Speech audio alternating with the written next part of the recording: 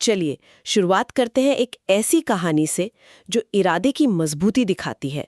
जयपुर के अर्जुनलाल सेठी, जिन्हें कई लोग राजस्थान का पहला क्रांतिकारी मानते हैं। हाँ, सेठी जी। उन्हें चौमू में जिलाधीश का पद मिला था। जानते हैं उन्होंने क्या कहकर ठुकरा दिया? बताइए। कहा, अर्जुनलाल नौकरी करेगा तो अंग्रेजों को भारत से बाहर कौन निकालेगा। वाह, क्या बात है। सोचिए, ये सिर्फ नौकरी छोड़ना नहीं था, ये तो एक ऐलान था, एक संकल्प था। बिल्कुल, ये उस दौर की भावना को, उस जज्बे को पकड़ता है। और सेठी जी ने सिर्फ नौकरी ही नहीं छोड़ी, उन्होंने जयपुर में वर्धमान पाठशाला खोली। हाँ, और अजमेर में भी। हाँ, अजमेर में जैन शिक्षा सोसाइटी। कहने को ये शिक्षा केंद्र थे, पर असल में ये वो जगहें थी जहां नौजवानों के दिलों में क्रांति की चिंगारी भड़काई जाती थी। मतलब एक तरह से नर्सरी थी क्रांतिकारियों की। बिल्कुल, शिक्षा को हथियार बनाने की सोच, ये अपने आप में उस वक्त बहुत बड़ी, बहुत क्रांतिकारी बात थी। हाँ, और ये पाठशालाएं वाकई क्रांतिकारियों की नर्सरी बन गईं। यहीं से कई युवा निकले जिन्होंने आगे चलकर बड़ा काम किया। सही। लेकिन क्रांति का रास्ता आसान नहीं था। इसमें त्याग और बलिदान की कहानियां भरी पड़ी हैं, जैसे शाहपुरा का बारहट परिवार। उफ, बारहट परिवार का जिक्र आते ही मतलब रोंगटे खड़े हो जाते हैं। हाँ, पूरा का पूरा परिवार देश के लिए कुर्बान हो गया। केसरी सिंह बारहट, राजस्थान केसरी। हाँ, राजस्थान केसरी कहा जाता था उन्हें। कवि भी थे, क्रांतिकारी भी। 1903 में जब मेवाड़ के महाराणा फतेह सिंह दिल्ली दरबार जा रहे थे, अंग्रेजों का दरबार था वो। हाँ, लॉर्ड कर्जन का। हाँ, तो केसरी सिंह ने उन्हें चेतावनीरा चुंगटिया नाम से 13 सोरठे भेजे। सोरठे मतलब दोहे। लेकिन असरदार दोहे। बहुत असरदार। ऐसे दोहे थे जिनमें मेवाड़ के गौरवशाली इतिहास की याद दिलाकर महाराणा को अंग्रेजों के दरबार में जाने से रोका गया। वाओ! और कहते हैं इनका इतना असर हुआ कि महाराणा दिल्ली पहुंचकर भी दरबार में शामिल नहीं हुए। कमाल है, सिर्फ शब्दों से, कविताओं से इतना बड़ा असर। यही तो ताकत थी उनकी कलम में। और उनके भाई जोरावर सिंह बारहट, उनका क्या? वो दिल्ली में वाइसरॉय लॉर्ड हार्डिंग पर बम फेंकने की घटना में शामिल थे।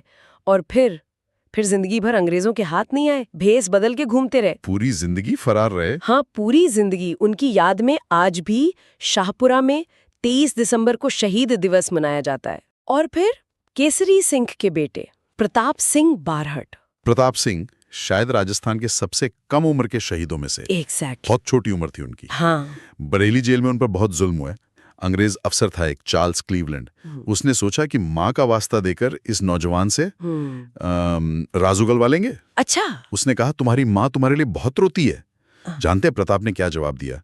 वो जवाब आज भी हमें सोचने पर मजबूर करता है। प्रताप ने कहा, मेरी माँ रोती है तो रोने दो। मैं अपनी माँ को हंसाने के लिए हजारों माताओं को रुलाना नहीं चाहता।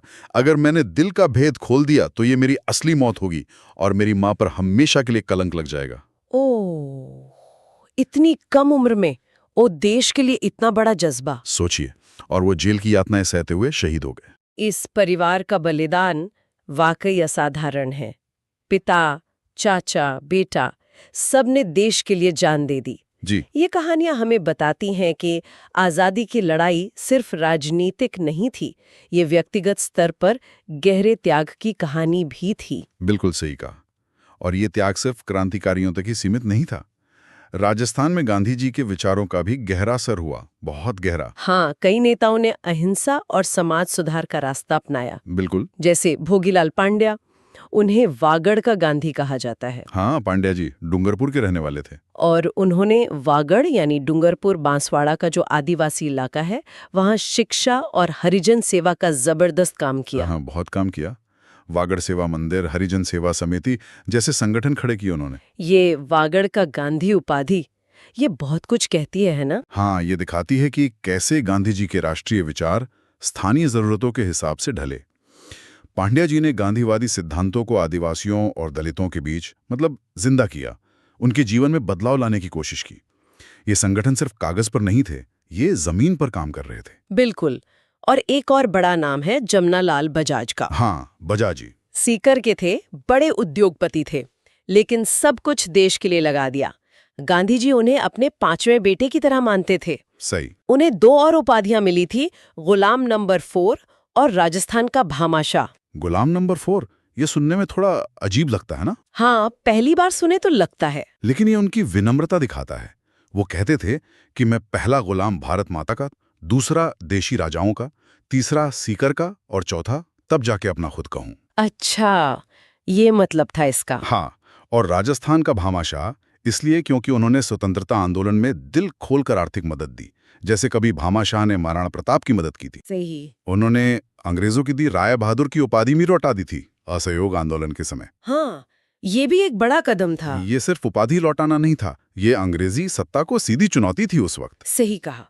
इसी कड़ी में सिरोही के गोकुल भाई भट्ट का भी नाम आता है, जिन्हें राजस्थान का गांधी कहा जाता है। हाँ, भट्ट साहब, उन्होंने सिरोही प्रजामंडल की स्थापना की। यहाँ एक पैटर्न दिखता है, नहीं? कैसा पैटर्न? जैसे भोगीलाल पांड्या वागड़ के गांधी, गोकुल भाई भट्ट पूरे राजस्थान के गांधी। हाँ, बिल्कुल। ये दिखाता है कि गांधी जी का प्रभाव कितना गहरा और व्यापक था कि अलग-अलग इलाकों के लोगों ने अपने नेताओं में उनका अक्स देखा और उन्हें वही सम्मान दिया। गांधीवादी और क्रांतिकारी धाराओं के साथ साथ राजस्थान में किसानों और आदिवासियों के भी बड़े आंदोलन हुए। ये लड़ाई सिर्फ शहरों की नहीं थी, गांवों और जंगलों तक फैली हुई थी। बिल्कुल, और यहाँ विजय सिंह पथिक का नाम सबसे पहले आता है। हाँ, पथिक जी। दिलचस्प बात यह है कि वो मूल रूप से उत्तर प्रदेश के बुलंदशहर के थे।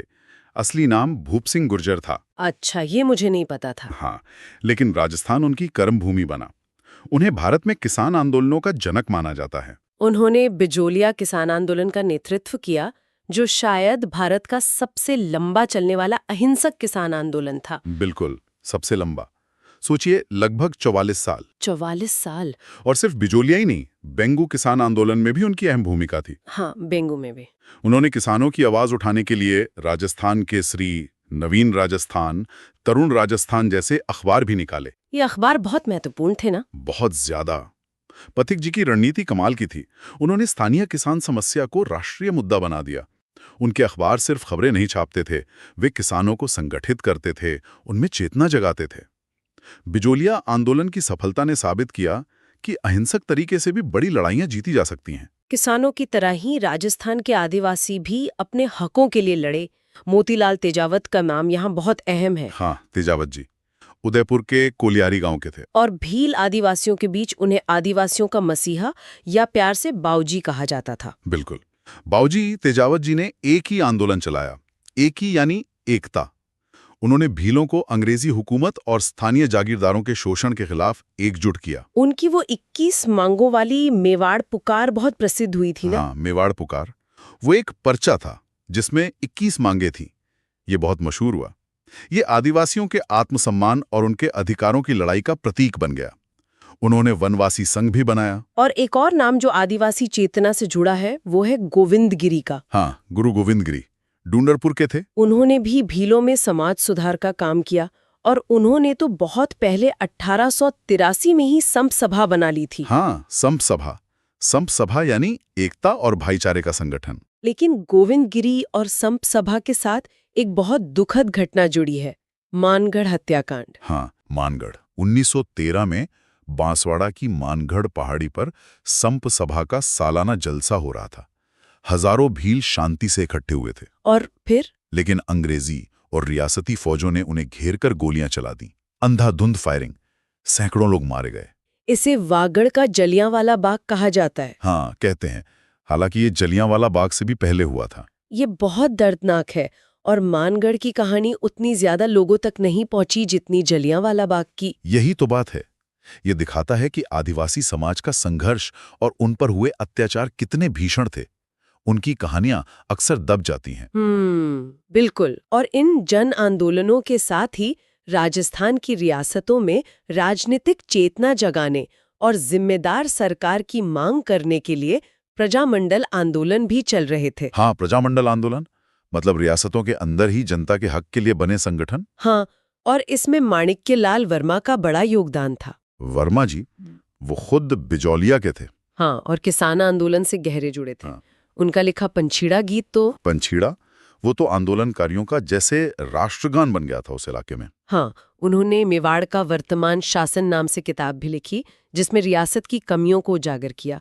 उन्होंने मेवाड़ प्रजामंडल की नींव रखी। वर्मा जी जैसे लोग किसान आंदोलनों और प्रजामंडल आंदोलनों के बीच एक पुल का काम कर रहे थे। हाँ, पंछीड़ा जैसे लोकगीतों के जरिए राजनीतिक संदेश आम लोगों तक पहुंचाना ये उनकी खूबी थी। प्रजामंडल आंदोलन सीधे तौर पर आजादी की मांग नहीं कर रहे थे शुरू में, बल्कि रियासतों के अंदर राजा के शासन में सुधार और जनता की भागीदारी चाहते थे। अच्छा, और जब राजनीतिक नेताओं की बात होती है हाँ। तो जोधपुर के जय नारायण व्यास का जिक्र जरूर आता है। हाँ, व्यास जी लोकनायक। उन्हें कितने सारे उपनाम मिले थे, शेरे राजस्थान, लोकनायक, लक्कड़ और फक्कड़, धुन का धनी। ये उपनाम ही उनके व्यक्तित्व की कहानी कहते हैं। सही में। शेरे राजस्थान उनकी निर्भीकता के लिए, लकड़ और फक्कड़ उनकी सादगी और बेबाकी के लिए, और धुन का धनी उनके दृढ़ निश्चय के लिए।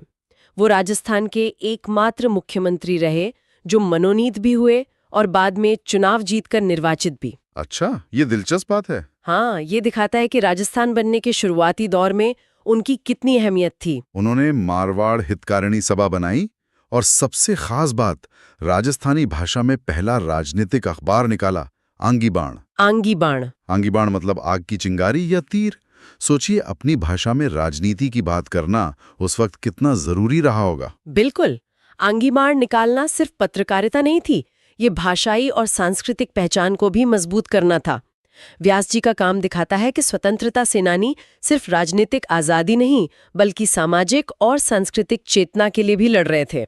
हाँ, उन्होंने अखंड भारत नाम से हिंदी दैनिक भी चलाया और लड़कियों की पढ़ाई के लिए जोधपुर में जय कन्या विद्यालय खोला। बहुआयामी व्यक्तित्व था उनका। इसी तरह हीरालाल शास्त्री जी का योगदान भी बहुत बड़ा है। जयपुर के पास जोबनेर के थे और राजस्थान के पहले मनोनीत मुख्यमंत्री बने। हाँ, शास्त्री जी। लेकिन उनका और उनकी पत्नी रत्ना शास्त्री का सबसे बड़ा काम शायद शिक्षा के क्षेत्र में था, है ना? बिल्कुल। उन्होंने टोंक के निवाई में अपनी बेटी शांताबाई की याद में जीवन कुटीर नाम की संस्था शुरू की, जो आज देश की जानी मानी वनस्थली विद्यापीठ है। हाँ, खासकर महिला शिक्षा के लिए एक मिसाल है वनस्थली विद्यापीठ। आज भी शास्त्री जी और रत्ना जी की दूरदर्शिता का प्रतीक है वो। उनकी आत्मकथा का नाम भी बड़ा दिलचस्प है, प्रत्यक्ष जीवन शास्त्र। हाँ, काफी चर्चित रही वो। ये नेता सिर्फ राजनीतिज्ञ नहीं थे, ये समाज निर्माता भी थे। हमने कुछ प्रमुख नामों की बात की, लेकिन इनके अलावा भी कई ऐसे नायक हैं जिनका जिक्र जरूरी है। हाँ, बहुत नाम है। जैसे जैसलमेर के सागरमल गोपा जी, जिन्होंने आज़ादी के दीवाने और जैसलमेर में गुंडा राज जैसी किताबें लिखीं और इसकी कीमत उन्हें अपनी जान देकर चुकानी पड़ी। जेल में ही उन्हें मिट्टी का तेल डालकर जला दिया गया। भयानक। गोपा जी की शहादत रियासतों के अंदर के उस भयानक सच को उजागर करती है। उनकी कलम शासकों को इतनी चुभी कि उन्होंने क्रूरता की सारी हदें पार कर दी। ये दिखाता है कि लिखना भी उस दौर में कितना बड़ा जोखिम था। और नागौर के बाल मुकुंद बिस्सा, हाँ, बिस्सा जी, जो जोधपुर जेल में राजनीतिक कैदियों के साथ हो रहे बुरे बर्ताव और खराब खाने के खिलाफ भूख हड़ताल करते हुए शहीद हो गए। बिस्सा जी का बलिदान जेल के अंदर चल रहे प्रतिरोध का प्रतीक है। लड़ाई हर मोर्चे पर लड़ी जा रही थी, बाहर भी और सलाखों के पीछे भी। और हमें 1857 की क्रांति के नायक अमरचंद भाटिया को भी नहीं भूलना चाहिए। हाँ, बिल्कुल नहीं। जिन्हें राजस्थान का मंगल पांडे कहा जाता है। बीकानेर के थे, ग्वालियर में बस गए थे और उन्होंने अपनी पूरी संपत्ति तात्या टोपे और लक्ष्मीबाई की मदद के लिए दे दी थी। और अंग्रेजों ने उन्हें सरेआम फांसी दे दी थी। हाँ। अमरचंद भाटिया का जिक्र राजस्थान के स्वतंत्रता संग्राम को 1857 की क्रांति से जोड़ता है। ये लड़ाई अचानक शुरू नहीं हुई, इसकी जड़ें बहुत गहरी थी। और भी कई नाम हैं। मोहनलाल सुखाड़िया, जिन्हें आधुनिक राजस्थान का निर्माता कहा जाता है। हाँ, सुखाड़िया जी। दामोदर दास व्यास, जिन्हें राजस्थान का लौह पुरुष कहते हैं। पत्रकार कैप्टन दुर्गा प्रसाद चौधरी, डाबड़ा कांड के शहीद चुन्नीलाल शर्मा। सूची बहुत लंबी है। तो इस पूरी बातचीत से ये साफ है कि राजस्थान का स्वतंत्रता संग्राम किसी एक रंग का नहीं था। नहीं, बिल्कुल नहीं। इसमें क्रांति की ज्वाला थी, गांधी जी की अहिंसा थी, किसानों का संघर्ष था, आदिवासियों की हुंकार थी, कलम की ताकत थी और संगठनों की शक्ति थी। ये अनेक धाराओं का संगम था। और उसके लिए नींव रखी। सही कहा। हर इलाके ने, हर तबके ने इस महायज्ञ में अपनी आहुति दी। इन सब कहानियों को सुनने के बाद मन में एक सवाल उठता है, हम आज इन नायकों के त्याग और उनके आदर्शों को कैसे जिंदा रख सकते हैं? ये बड़ा सवाल है। और क्या इतिहास के पन्नों में अब भी ऐसे कई गुमनाम नायक और नायिकाएं दबे पड़े हैं जिनकी कहानियां दुनिया के सामने आनी बाकी हैं? यकीनन होंगी। बहुत सी कहानियां भी अनकही हैं। शायद यही सवाल हमें अपने इतिहास को और गहराई से खंगालने की प्रेरणा दे।